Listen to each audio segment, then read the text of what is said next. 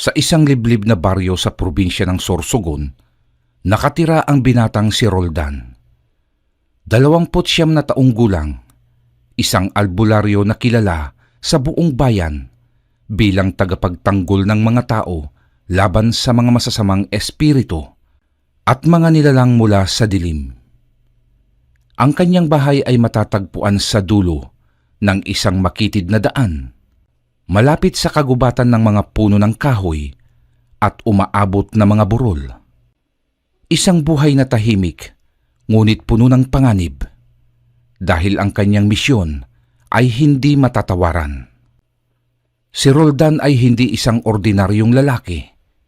Ang kanyang mga kamay ay bihasa sa paggawa ng mga anting-anting, pagganap ng mga ritual, at pagpapalakas ng mga elemento ng kalikasan upang matulungan ang mga tao sa kanyang bayan. Mula pagkabata, tinuruan na siya ng kanyang mga magulang kung paano labanan ang mga nilalang ng dilim, mga aswang, tiyanak, at iba pang makapangyarihang nilalang na hindi nakikita ng mga ordinaryong mata. Ngunit sa kabila ng lahat ng kanyang natutunan, isang lihim na takot ang palaging sumusunod sa kanya. Ang takot sa isang nilalang na wala pa siyang nagiging laban. Isang araw, habang siya ay naglalakad sa harap ng kanyang kubo at nagmamasid sa napakagandang tanawin ng bundok, dumating sa kanya ang isang liham mula sa isang kaibigan na matagal nang nawala sa kanyang buhay. Ang liham ay nagmula sa Siquijor, isang lugar na puno ng kwento ng mga mangkukulam, aswang, at mga kababalaghan na hindi matutukoy ng mga ordinaryong tao. Roldan, kailangan ko ang iyong tulong. Ang mga nilalang sa Siquijor ay tila nagiging mas malakas at ang buhay ng mga tao rito ay unti-unting nauubos. Hindi ko sila kayang labanan mag-isa. Kailangan ko ang tulong mo. Ang nilalaman ng sulat. Matapos mabasa ang liham, hindi na nag-atubili si Roldan. Alam niyang ang Siquijor ay isang lugar na puno ng misteryo at panganib. Ngunit ang tawag ng misyon at ang pangako niyang proprotektahan ang mga tao ang nagpapalakas sa kanyang puso. Alam niyang ito na ang pagkakataon upang gamitin ang kanyang natutunan at hanapin ang pinakamalaking pagsubok ng kanyang buhay. Sa loob ng isang linggo, nagtipon siya ng kanyang mga gamit, mga anting-anting, mga halamang gamot, at mga ritual na makakatulong sa kanya sa laban na hinaharap. Sa kabila ng takot at mga hindi magagandang pakiramdam, ang kanyang isip ay puno ng layunin. Maglalakbay siya patungong Siquijor at hindi titigil hanggat hindi niya natutulungan ang mga tao doon. Habang ang araw ay dahan-dahang lumulubog sa likod ng mga bundok ng Sorsogon, nagsimula na si Roldan sa kanyang mahirap at matagal na paglalakbay. Habang binabaybay niya ang makitid na daan patungong Siquijor, dama niya ang kakaibang lamig na dumadampi sa kanyang balat. Isang senyales na hindi pangkaraniwan ang lugar na kanyang pinasok. Sa kanyang pagtahak sa mga kalsadang madilim at halos walang katao-tao, naramdaman niyang may mga mata na nagmamasid sa kanya. Hindi iyon ang unang pagkakataon na nakaramdam siya ng ganitong pakiramdam. Ngunit hindi pa rin siya sanay sa bigat ng takot na dulot ng mga espiritu na naghihintay sa mga hindi inaasahang sulok ng kalikasan.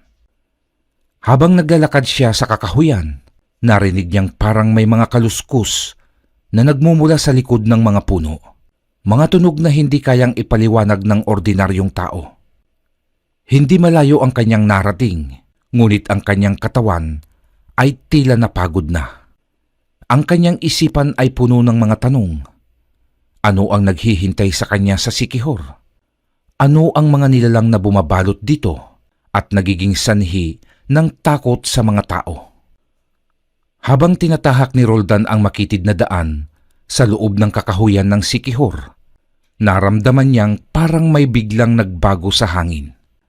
Ang malamig na simoy ng hangin ay tila nagiging mabigat at ang bawat hakbang niya ay may kasamang kabang hindi maipaliwanag.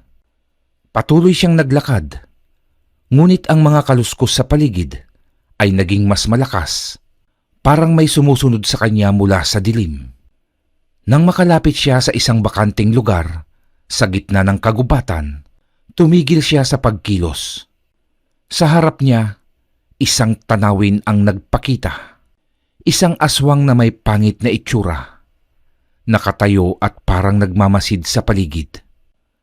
Ang mata nito ay kumikislap ng pula at may pangil na mahahaba tulad ng pangil ng isang mabagsik na hayop. Ang katawan nito ay nababalot ng makapal at itim na balahibo at ang mga kuko nito ay matutulis na parang isang sakim na nilalang. Tinutok ng aswang ang tingin kay Roldan at hindi na nag-aksaya ng oras upang magtakda ng atake. Mabilis itong tumalon na may halong pagngangalit ng galit. Ngunit bago pa man ito makalapit, isang liwanag ang lumitaw mula sa isang matandang puno. Isang dalagang mangkukulam ang biglang nagpakita sa harap ni Roldan. Sa kanyang mga kamay ay may hawak na isang itim na baston at ang kanyang mga mata ay kumikislap ng asul na apoy. Nakasuot siya ng isang makulay na damit na tila gawa sa mga sinaunang tela. At ang kanyang itsura ay parehong misteryoso at kaakit-akit.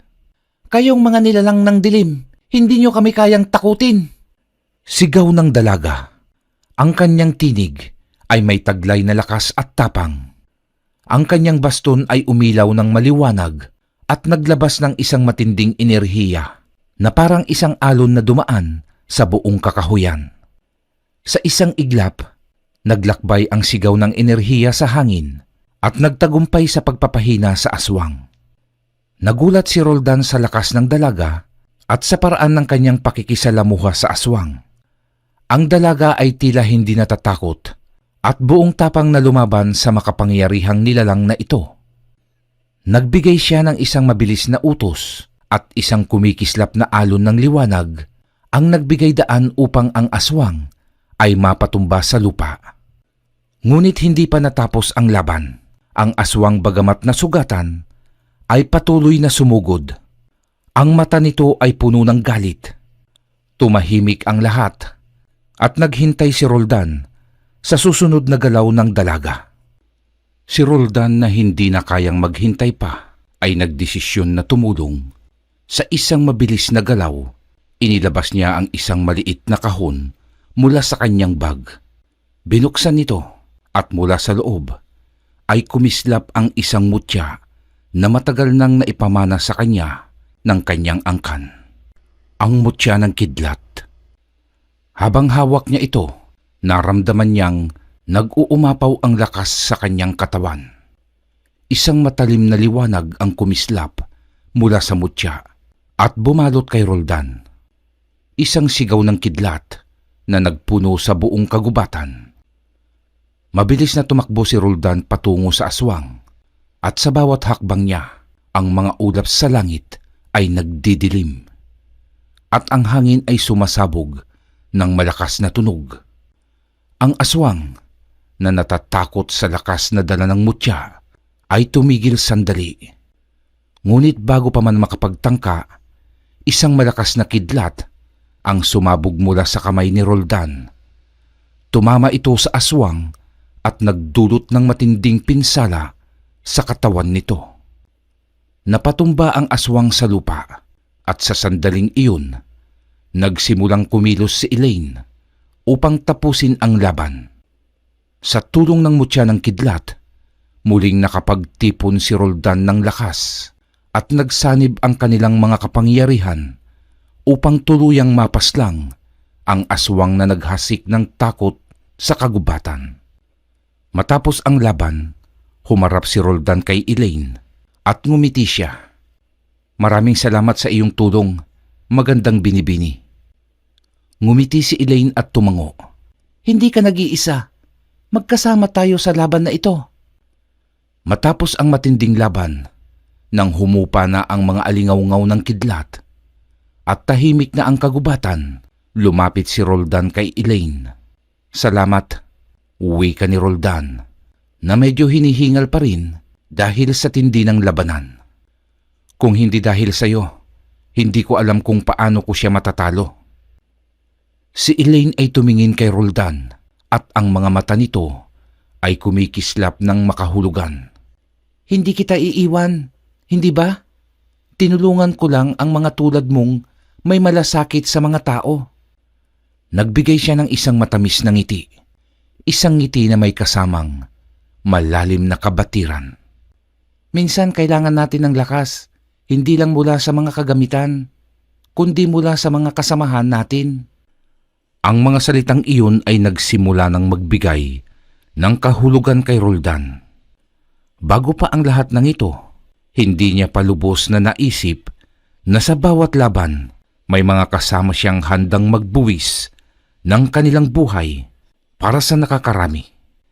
Si Elaine, sa kabila ng pagiging mangkukulam, ay may malasakit sa iba at ito ang naging dahilan kung bakit sila nagkaroon ng ugnayan.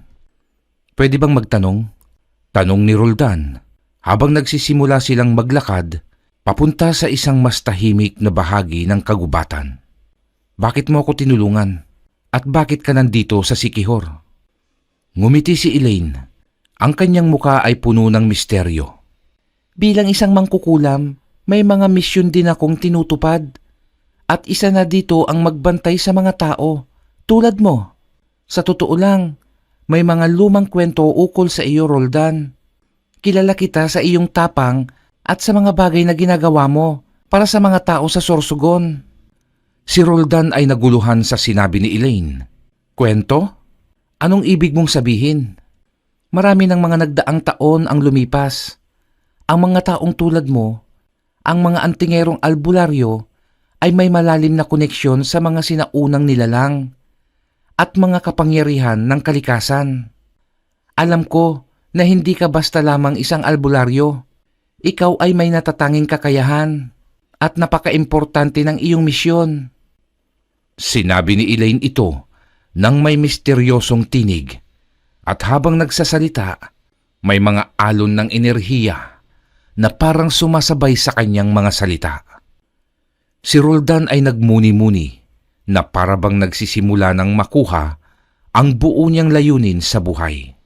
Ibig mong sabihin, may mga bagay na hindi ko pa alam ukol sa akin?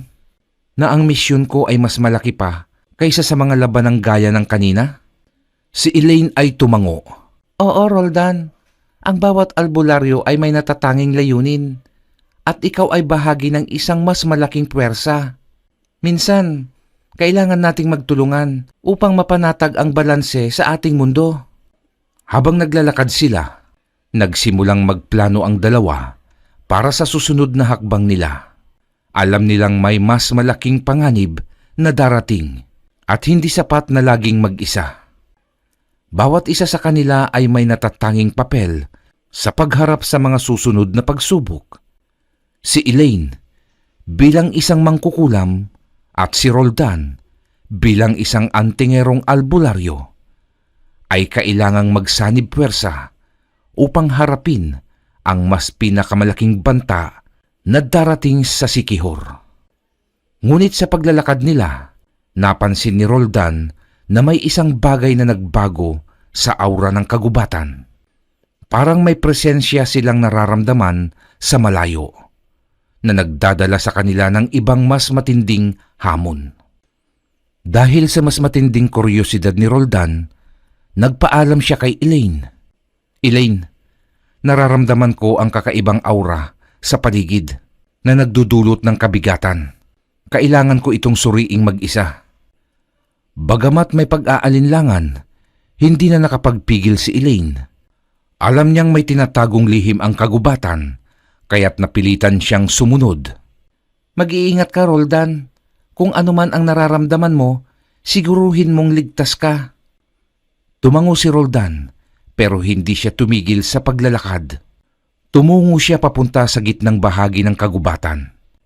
Ang mga puno't halaman ay nagsimulang magdilim habang siya'y papalapit sa sentro. Ang hangin ay unti-unting lumalamig. Ang mga anino sa paligid ay parang may buhay na sinusundan siya. Habang patuloy siyang naglalakad, naramdaman niyang may sumusunod sa kanya. Isang presensya na hindi niya nakikita. Isang malambot na tunog ng dahon ang nagpatibay sa kanyang hinala. Lumingon siya sa kanyang likuran at nakita si Elaine. Ang mga mata ng dalagay naglalaman ng alalahanin. "Nagpasya akong sumunod sa iyo," wika ni Elaine. "Hindi kita iiwan." "Elaine, hindi ko nais na madamay ka sa laban," sagot ni Roldan. Ang boses ay may pagkaseryoso. "Kung makikipaglaban ka, magsanib puwersa tayo." Matigas na sagot ni Elaine at hindi nagpaawat. Sumang-ayon si Roldan at nagpatuloy sila sa paglalakad. Habang lumalapit sila sa isang bakanteng lugar, napansin nilang hindi na basta-basta ang nararamdaman nilang aura. Tumatagilid ang mga puno at tila may mga mata na sumusunod sa bawat galaw nila. Pagdating nila sa lugar, doon nila nasilayan ang isang malupit na nilalang. Isang aswang na may pangil at mga matang nagliliwanag sa dilim. Nasa likod nito ang isang mataas na uri at kaakit-akit na mangkukulam na may mabagsik na ngiti ang sumalubong sa kanila. Tama ba ang narinig ko? Uwi ka ng mangkukulam. Ang kanyang boses ay puno ng malamig na puwersa. May mga humahadlang sa aking plano. Hinawakan ni Roldan ang mutya ng kidlat na nakaangkla sa kanyang katawan at nagsimulang mag-umpisa ng ritual. "Hindi kami magpapatalo sa iyo!" Sigaw ni Roldan habang lumalabas ang kuryente mula sa mutya at tinamaan ang aswang. Tumagilid ang nilalang at napaatras, ngunit hindi pa tapos ang laban. Isa ka lang sa mga hangal na sumubok humadlang sa akin. Uwi ka ng mangkukulam. Ang mga mata ay kumikislap sa matinding galit. Hawak ang kanyang lakas at determinasyon. Si Roldan ay muling naghanda para sa susunod na laban.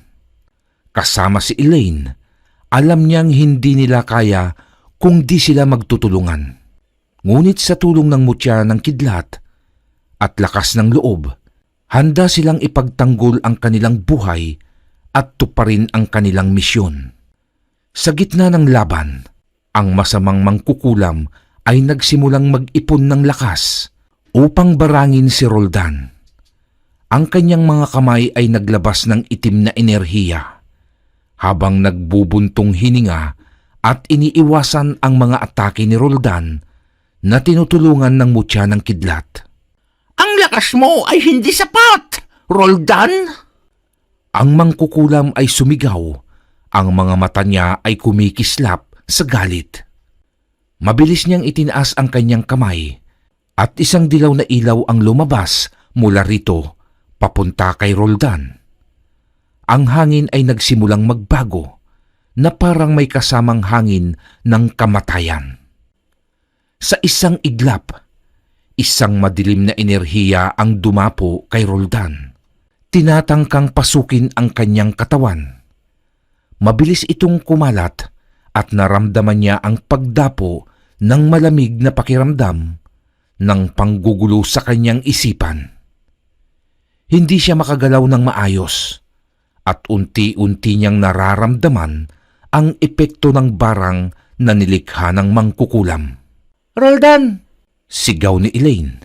Natakot na makita ang kasamahan niyang pinaghihinaan ang katawan.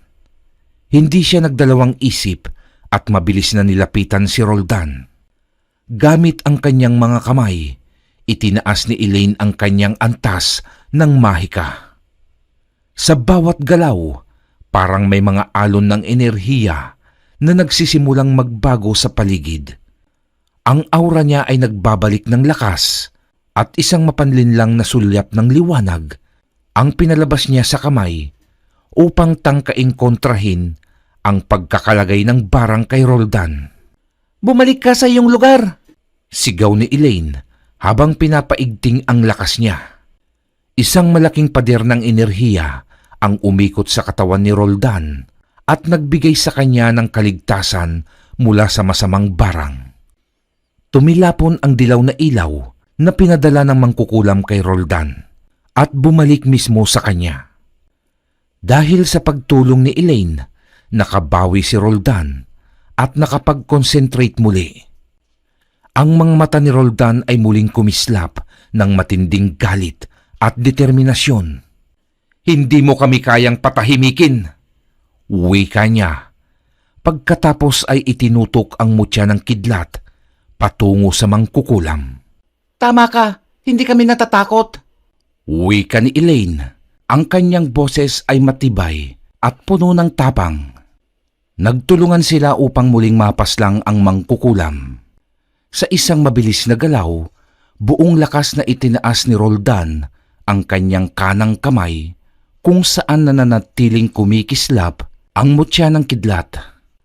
Habang umiikot ang hangin sa paligid nila, malakas niyang sinasambit ang matatalim at sinaunang orasyon na tanging mga piling albularyo lamang ang nakakagamit noon. Sibas! Lakdan! Usintarad!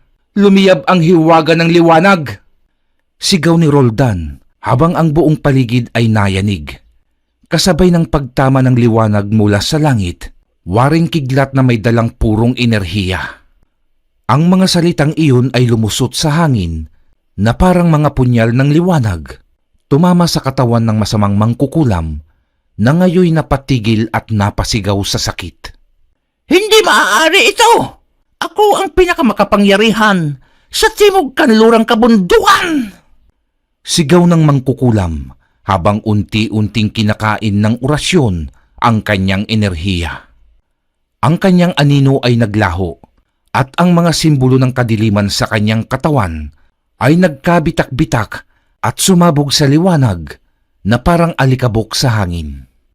Sa huling pagkakataon, binigkas ni Roldan ang pinakamatinding orasyon. Luminis sulagban, wakasan ang dilim. Isang malakas na pagsabog ng liwanag ang bumulusok mula sa langit at sa isang iglap, ang katawan ng mangkukulam ay tuluyang nawala kasabay ng katahimikan sa paligid. Wala na ang bakas ng kanyang kasamaan. Ang lugar ay tila nakahinga ng maluwag. Hingal na hingal si Roldan habang lumuluhod sa lupa at agad siyang nilapitan ni Elaine. Salamat, Roldan.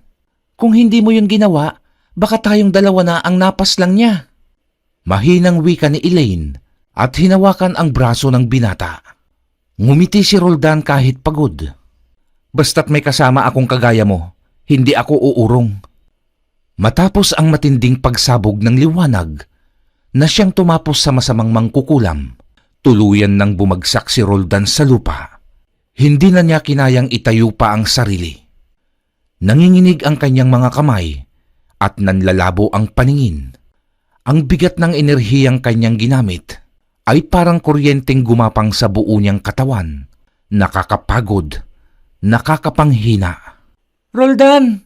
Sigaw ni Elaine. Agad na lumapit sa kanya at sinalo ang katawan ng binata bago ito tuluyang tumama sa malamig na lupa ng kagubatan. Dahan-dahang ipinikit ni Roldan ang kanyang mga mata. Hindi ko inakalang ganito katindi.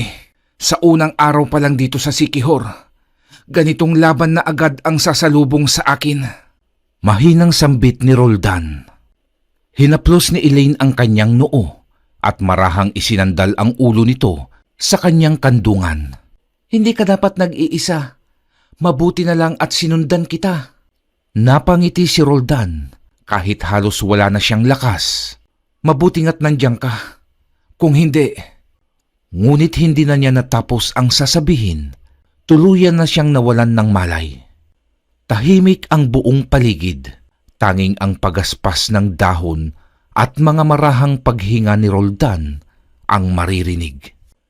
Tinitigan siya ni Elaine at sa mga mata nitong puno ng pag-aalala ay may namuong emosyon na hindi niya palubos maintindihan.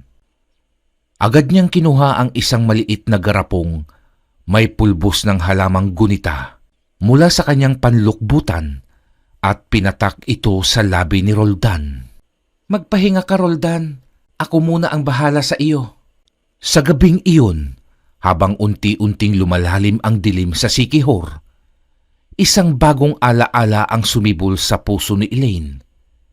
Isang alaala ng isang lalaking dayo na handang lumaban sa kasamaan, kahit pa kapalit nito ang sariling buhay at kaligtasan. Kinabukasan, nagmulat ng mga mata si Roldan habang unti-unting bumabalik sa kanya ang alaala ng kagabi. Ang engkwentro ng masamang mangkukulam, ang orasyong ginamit niya, ang tinig ni Elaine, at ang labis na pagod na humigop ng lahat ng lakas niya. Napabalingkwas siya ng bangon at agad ding napahawak sa noo na bahagyang masakit. Tila may kirot pa mula sa nangyaring labanan. Pagtingin niya sa paligid, napakunot ang kanyang noo. Hindi ito ang silid ng inuupahan niyang bahay sa bayan. Malinis ang paligid. Ang mga dingding ay gawa sa pinakinis na kawayan at ang mga kurtina ay yari sa pinong abaka. Sa may sulok ay may altar na may sindipang insenso at sa gilid ng kama ay may mesa kung saan nakapatong ang isang basong may mainit na tsaa at isang platito ng tinapay na yari sa kamoting kahoy. "Nasaan ako?" Mahina niyang bulong. Bago pa siya tuluyang makatayo, ay bumukas ang pinto. Pumasok si Elaine. May daladalang mainit na tray ng halamang gamot. "Gising ka na pala. Akala ko'y tatanghaliin ka pa ng gising." Nakangiti ito habang lumalapit sa binata. "Elaine, anong nangyari? Nandito ako sa bahay mo?" Gulat na tanong ni Roldan. Tumango si Elaine. "Nawalan ka ng malay sa gubat kagabi. Ako na ang nagdala sa iyo rito. Hindi kita kayang iwan doon. Lalo na't madaling lumitaw muli ang mga nilalang sa lugar na pinuntahan natin kagabi." Napayuko si Roldan. "Pasensya ka na. Dapat ay hindi ako nagmatigas na mag-isa kong hanapin yung aura. Ang kulit ko rin no?" "Hindi mo kailangang humingi ng tawad. Ang mahalaga ay ligtas ka. At isa pa, ngayon ay isa ka ng tagapagtanggol ng Siquijor. Dapat lang na makilala mo ang tunay na anyo ng lugar na ito, mabuti man o masama." Sagot ni Elaine habang inilalagay ang tray sa mesa. Natahimik si Roldan. May kung anong init ang dumaan sa kanyang dibdib. Hindi niya inaasahan na sa unang araw pa lang ng kanyang pananatili sa isla ay ganito na kaagad ang kanyang karanasan. Ngunit sa kabila ng pagod at sakit, may kakaibang pakiramdam na nagsisimula ng tumubo sa kanyang puso. Hindi lang dahil sa kagandahan ng Siquijor, kundi dahil na rin sa presensya ni Elaine. Matapos ang isang oras ng pagpapahinga at pag-inom ng mainit na tsaa, unti-unti nang nabawi ni Roldan ang kanyang lakas. Ramdam niya ang panunumbalik ng enerhiya sa bawat himaymay ng kanyang katawan. Tumayo siya mula sa kama na kanyang hinihigaan at lumapit sa bintana. Mula roon ay narinig niya ang kaluskos ng mga tao sa labas ng tahanan ni Elaine. May mabababang usapan, may hikbi, at may pagbulong ng dasal. Lumabas siya ng silid upang silipin kung ano ang nangyayari. Sa isang bahagi ng bakuran ni Elaine, nakita niya ang isang maliit na espaso kung saan nakatayo ang isang munting altar na yari sa batong itim.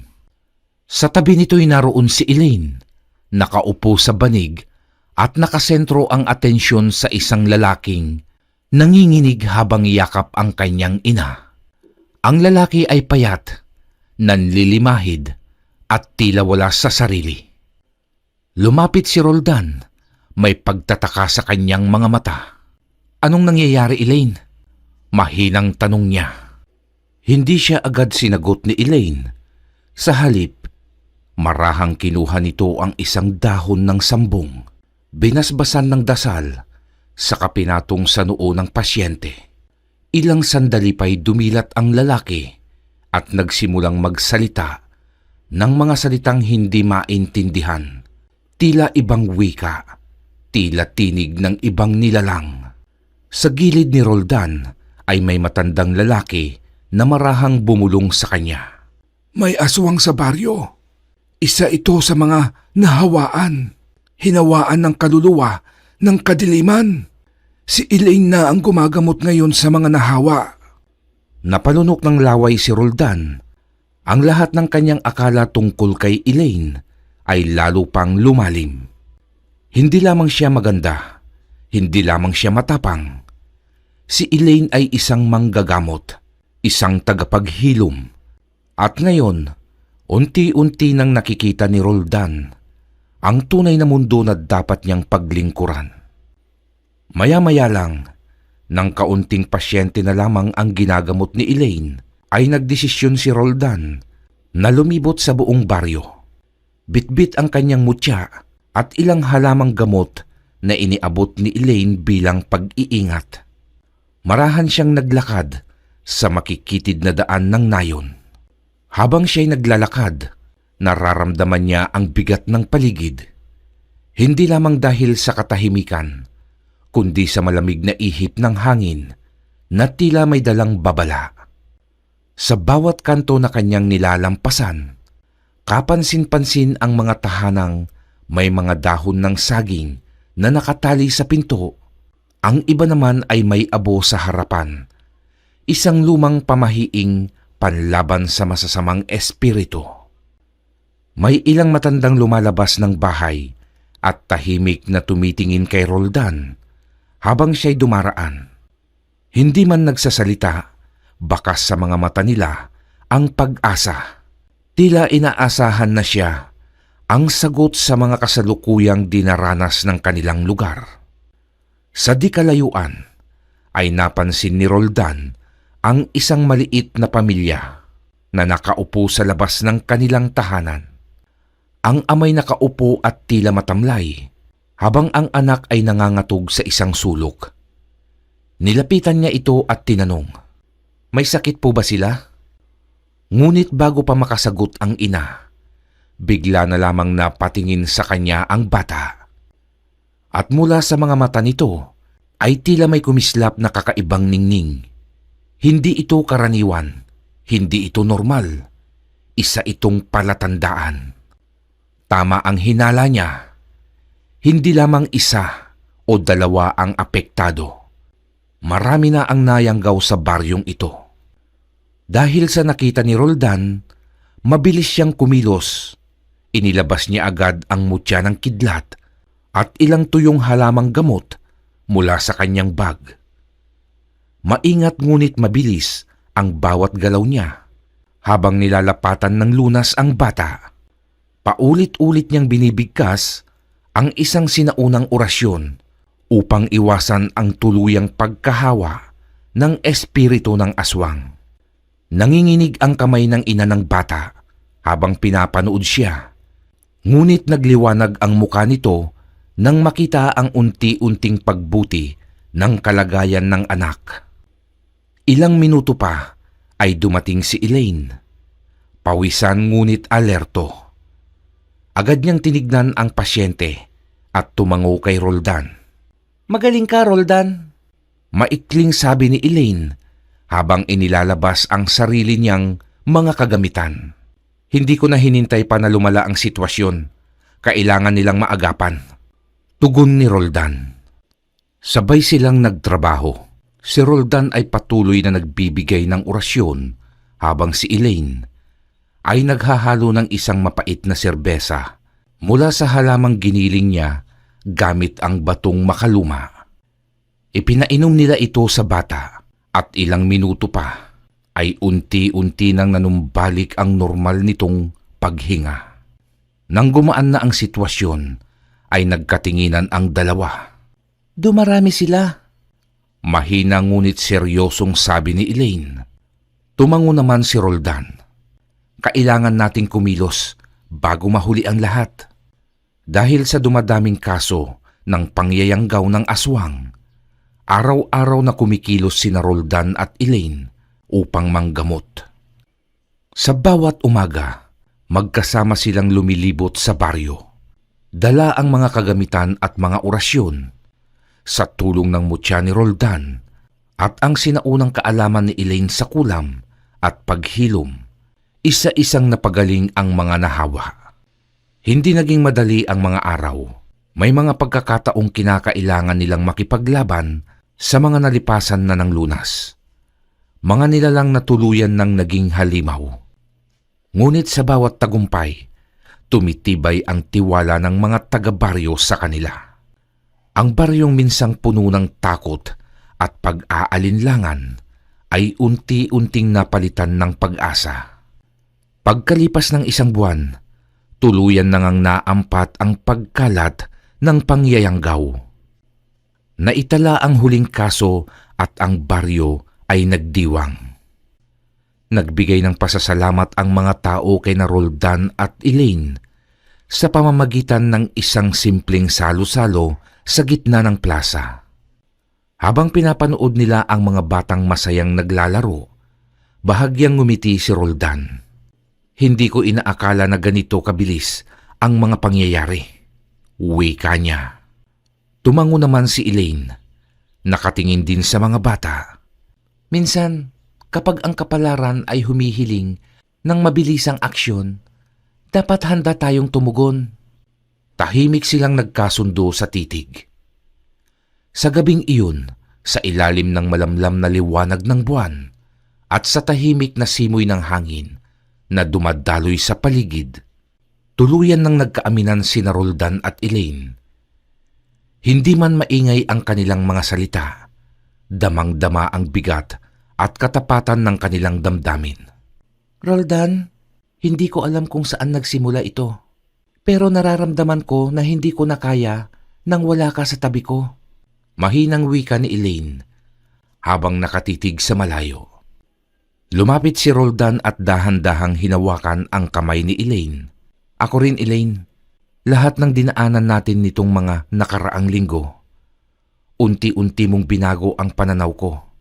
Hindi lang ito laban para sa kabutihan.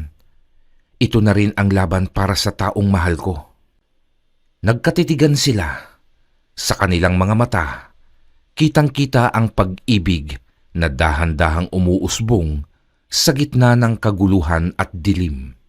At sa gabing iyon, wala nang hadlang. Sa unang pagkakataon, nagtagpo ang kanilang mga labi sa isang halik na puno ng pangako at pag-asa. Kinabukasan, habang abala si Roldan at Elaine sa pagtulong sa mga nalalabing pasyente, isang lalaki ang nagmamadaling dumating sa kanilang tahanan. Halatang balisa ito at habol ang hininga. Manong Roldan, Manang Elaine, kailangan po namin kayo sa kabilang nayon.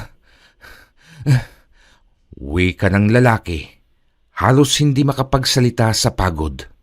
May mga bagong kaso po ng nayayanggaw. Mas mabilis at mas marahas kaysa sa dati. Agad na nagkatinginan sina Roldan at Elaine.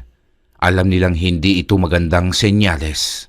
Tila ba may mas malakas at mas tusong aswang ang nagpapalaganap ng kasamaan at hindi lamang ito iisang insidente. Nag-ayos agad sila ng gamit at sumama sa binata. Sa pagdating nila sa ibang nayon, agad nilang nakita ang bakas ng kaguluhan. Mga taong nilalagnat, may kakaibang mga sugat at ang ilan ay tila nasa bingit ng pagiging ganap na aswang. Hindi ito ordinaryong epekto. Mas matindi ito. Parang may mas malakas na puwersa ang nasa likod. Wika ni Roldan habang sinusuri ang aura ng isang pasyente. Tumango si Elaine. Kailangan nating kumilos bago pa lumala ang sitwasyon. Hindi lang ito isang epidemya. Ito na ang simula ng mas malawak na panganib. Bago pa man makakilos si Roldan, biglang umalingaw-ngaw ang isang malakas na tunog sa langit. Kasunod nito'y paglapag ng 5 anino na mula sa direksyon ng kanluran. Sa isang iglap, nasilayan ni Roldan ang pamilyar na mga mukha. Ang kanyang mga kasama sa grupo ng mga antingerong albularyo mula sa kanilang lugar sa Sorsogon. Roldan, narinig namin ang sigaw ng kaguluhan sa mga espiritu ng hangin, kaya agad kaming nagtungo rito. Sigaw ng leader nilang si Apuleo, habang daladala ang baston niyang may ukit ng sinaunang anting-anting.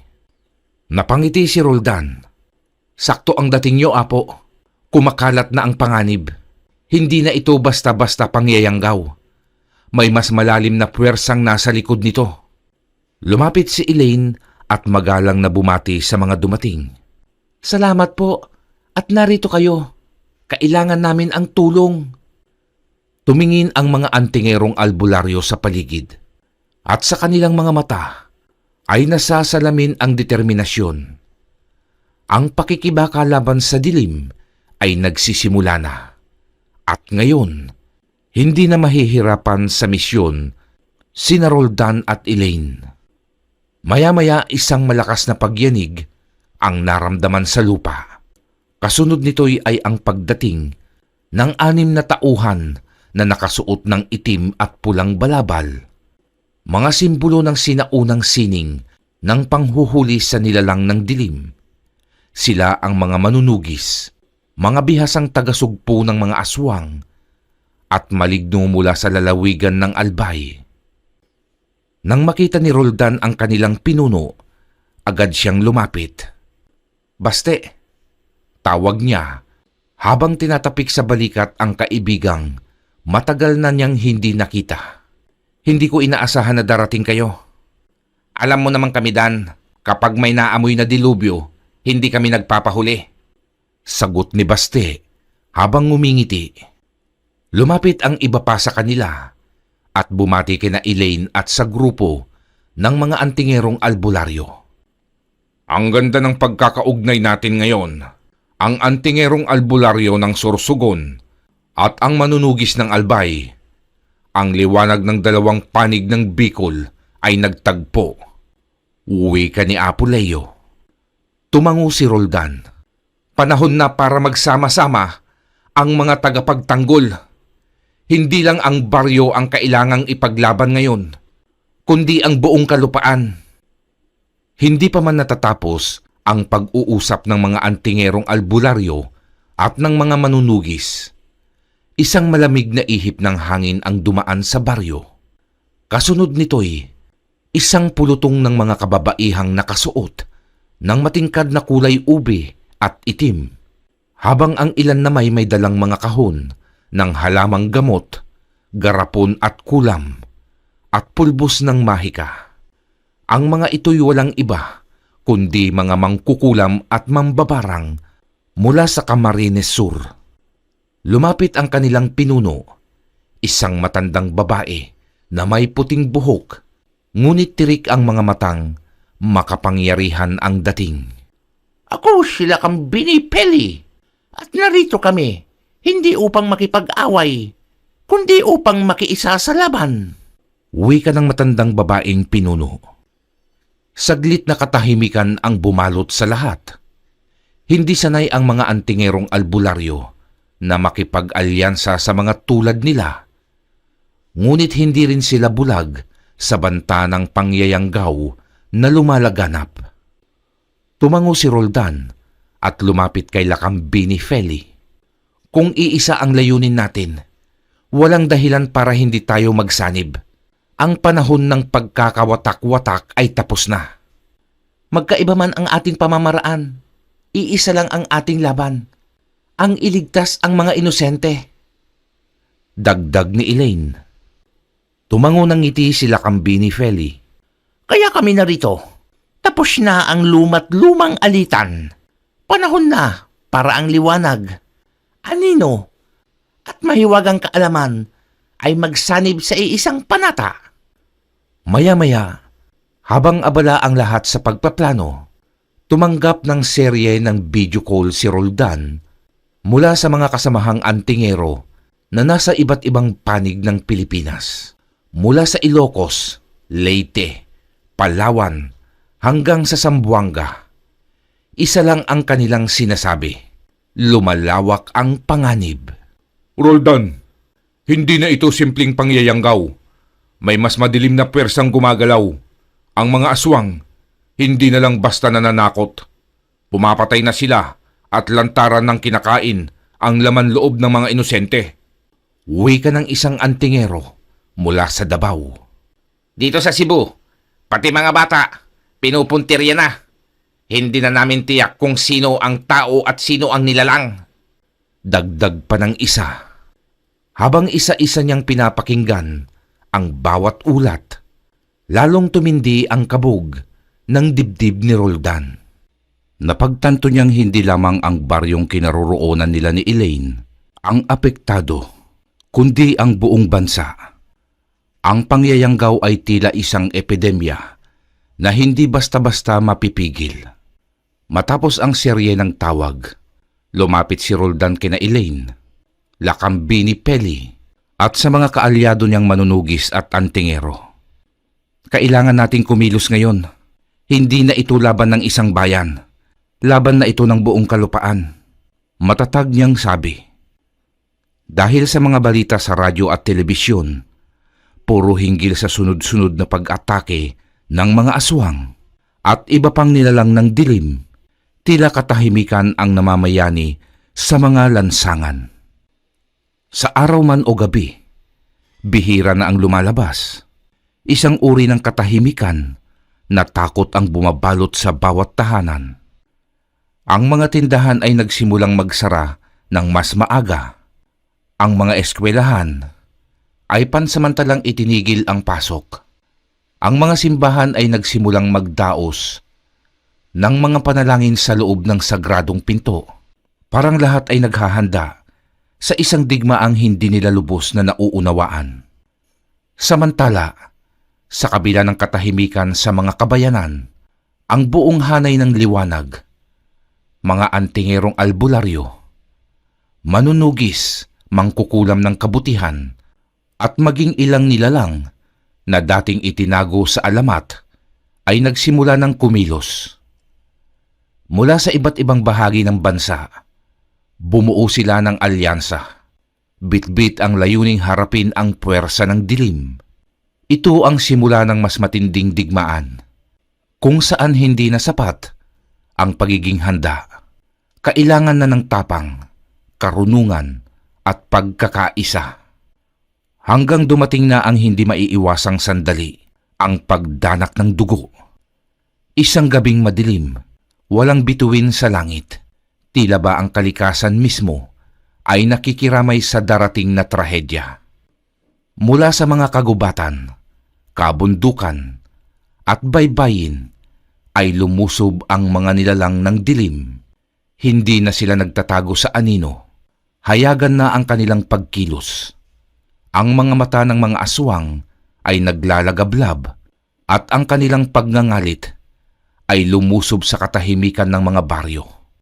Sa kabilang dako, ang mga albularyo, antingero, at manunugis ay naghanda.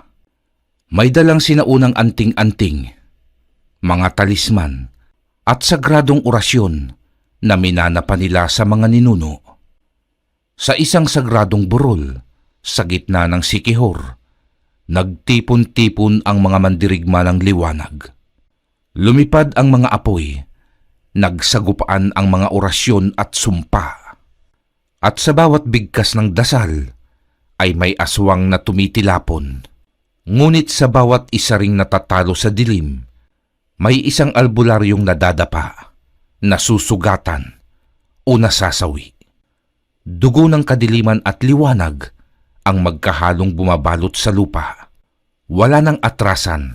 Ito na ang simula ng isang digmaang matagal ng kinakatakutan, isang digmaang magtatakda kung sino ang tunay na mananaig, ang liwanag ba o ang dilim. Sa kabilang dako ng larangan ng digmaan, matapang na humarap si Roldan Sa pinakakinakatakutang nilalang ng gabi, ang pinuno ng mga aswang. Matayog ang tindig ng nilalang. Ang balat nito ay tila batik ng usok. Ang mga mata nito ay naglalagablab ng pulang apoy. At sa kanyang mga palad ay sumisingaw ang isang nakakapasong enerhiya ng kadiliman.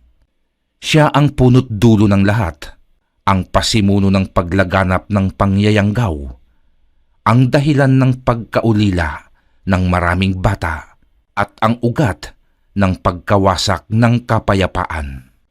Hindi na tinag si Roldan. Suot ang anting-anting ng kanyang angkan. Nakakabit sa kanyang dibdib ang kwintas ng liwanag at sa kanyang kaliwang kamay ay hawak ang baston ng mga ninuno. Lumapat ang kanyang mga paa sa lupa, matatag, handang harapin ang anumang panganib. Hanggang dito ka naman, Roldan. Wika ng pinuno, malalim at may bahid ng paghamon. Hindi mo kami kayang pigilan. Hindi kami aatras hanggat hindi ka namin napapatay. Sa ngalan ng Panginoon, alam kong hindi niya kami pababayaan. At ikaw ang magwawakas sa mundong ito. Mariing sagot ni Roldan. Sa isang iglap, nagsalubong ang kanilang lakas. Pumutok ang liwanag sa himpapawid at yumanig ang lupa. Ang mga orasyon ni Roldan ay bumalot sa paligid. Nilabanan ang itim na usok na nagmumula sa pinuno. Sa bawat hakbang nila, may bahid ng dugo at sigaw ng kapwa mandirigma sa paligid. Ang tunay na laban ay nagsisimula na. Sa pagitan ng nakakabinging ingay ng banggaan ng liwanag at dilim, unti-unting sumigaw si Roldan ng makapangyarihang orasyon.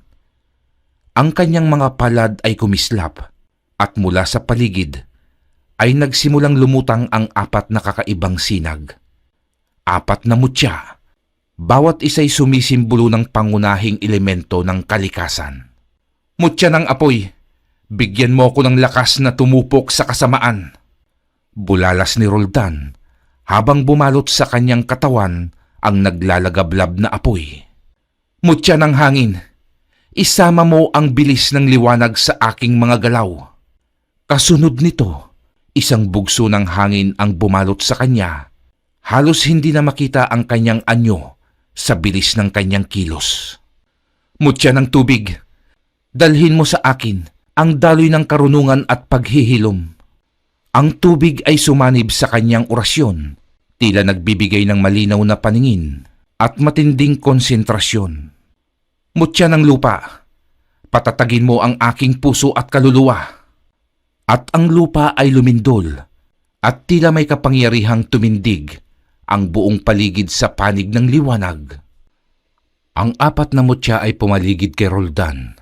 Bumuo ng sagradong bilog na siyang sumangga sa lahat ng itim na enerhiya ng pinuno ng mga aswang. Ang hangin ay umalulong, ang apoy ay sumiklab, ang tubig ay dumaloy sa ere, at ang lupa ay umangat mula sa ilalim. Hindi mo kayang labanan ang balanse ng kalikasan!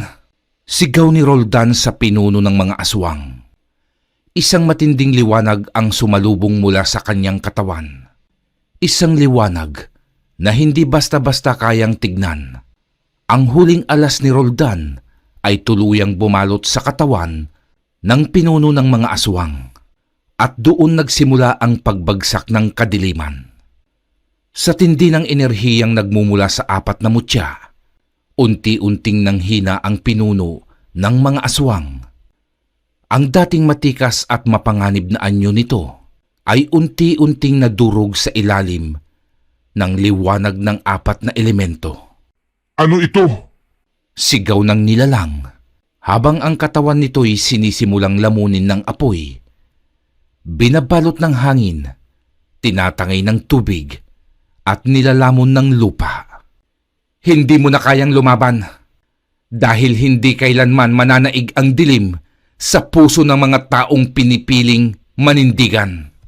Malamig ngunit matatag na tinig ni Roldan. Sa isang iglap, Sumabog ang katawan ng pinuno ng mga aswang sa gitna ng liwanag. Walang naiwan kundi abo. At sa himpapawid ay sumabog ang alingaw-ngaw ng pagsigaw ng mga natitirang alagad nito. Isang hudyat ng kanilang pagkatalo. Muling nanumbalik ang katahimikan sa paligid. Ang hangin ay tila gumaan at ang kalangitan ay muling nagbigay ng liwanag. Dahan-dahang lumuhod si Roldan. Hawak ang dibdib at humihingal. Pagod sa matinding labanan, ngunit panatag ang loob.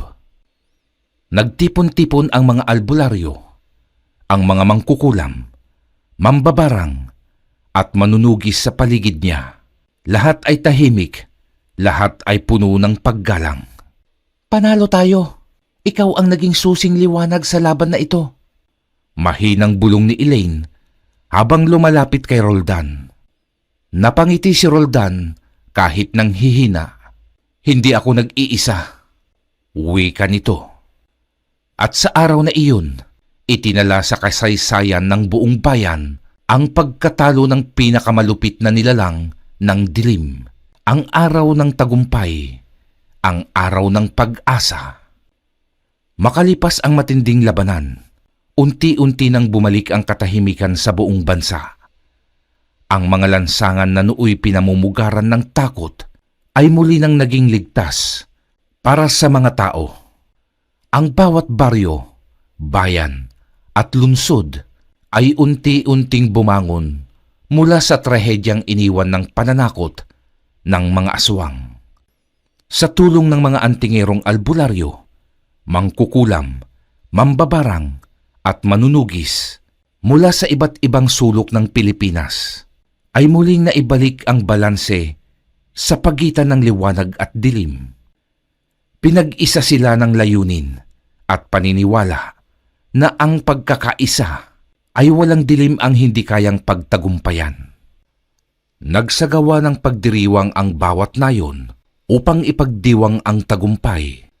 Sa baryo nila Roldan, nagsabit ng mga banderitas at nagsalo-salo ang mga tao sa gitna ng plaza. May mga kantahan, sayawan, at panalangin ng pasasalamat. Sa gitna ng kasayahan, naroon si Roldan at Elaine, magkahawak kamay habang pinagmamasdan ang ngiting sumilay sa bawat muka ng kanilang mga kababayan. Muling nanumbalik ang kapayapaan at hindi na ito basta mawawala habang may mga taong handang ipaglaban ito. Wika ni Roldan. Tumango naman si Elaine. Tama ka. At bawat bagong araw, dadalhin natin ang liwanag sa bawat sulok ng ating bayan. Ang mga mutya ay muling bumalik sa banal na silid sa ilalim ng lupa upang bantayan at panatilihing ligtas habang patuloy na binabantayan ng mga tagapangalaga ng liwanag. Sa muling panunumbalik ng kapayapaan, natapos ang isang madilim na kabanata at nagsimula ang panibagong yugto ng pag-asa, ng pagkakaisa at pagmamahal sa buong Pilipinas. Makalipas ang 6 na buwan mula sa pagkatalo ng pinuno ng mga aswang at panunumbalik ng kapayapaan sa buong bansa, isang payapang desisyon ang ginawa nila Roldan at Elaine. Ito ay ang tuluyan ng lumagay sa tahimik. Sa harap ng ilang piling kaibigan at mga mahal sa buhay, naganap ang isang simpleng seremonya sa gilid ng kagubatan kung saan unang nagtagpo ang kanilang landas. Napapalibutan ng mga bulaklak at ilaw mula sa mga naglalakihang kandila. Ang lugar ay tila ba naging saksi sa isang panibagong yugto ng kanilang buhay. Nakaantabay sina Roldan, ang mga antingero mula sa Sorsogon, ang mga manunugis ng Albay, at maging ang mga bagong kakampi mula sa Camarines Sur ay buong pusong nagtipon-tipon upang saksihan ang simula ng bagong kabanata sa buhay ng dalawang pusong minsang sinubok ng kadiliman at ngayoy ginantimpalaan ng liwanag. Sa kanyang panata ay buong tapang na sinabi ni Roldan, sa kabila ng lahat ng ating pinagdaanan, mula sa mga laban, sakripisyo at kabiguan, ikaw, Elaine, ang nananatiling liwanag sa puso ko. Napaluha si Elaine habang tumugon. At ikaw, Roldan, ang naging tahanan ko sa bawat sugat, sa bawat lunas. Ikaw ang naging lakas ko. Ngayon, handa na akong harapin ang mundo kasama mo.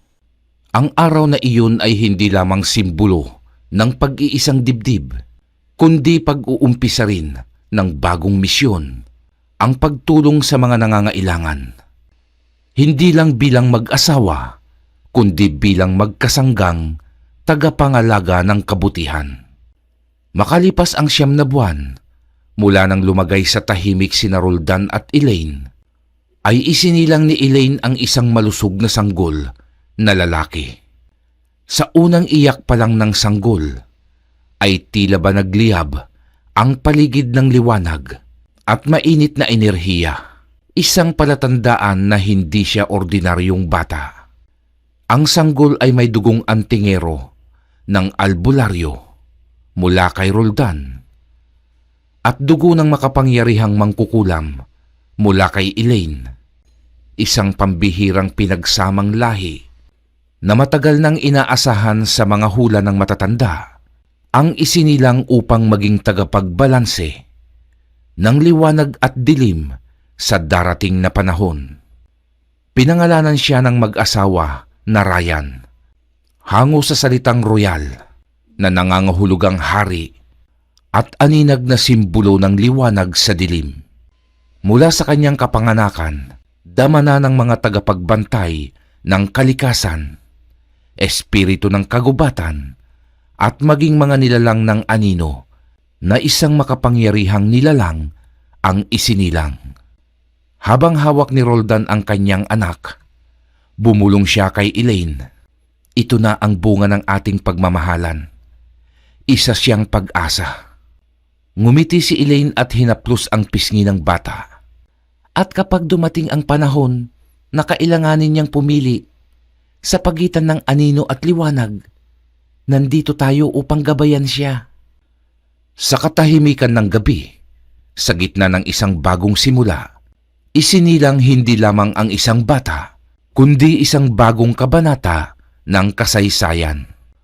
At dito nagwawakas ang kwento ng antingerong albularyo na napadpad sa Sikihor.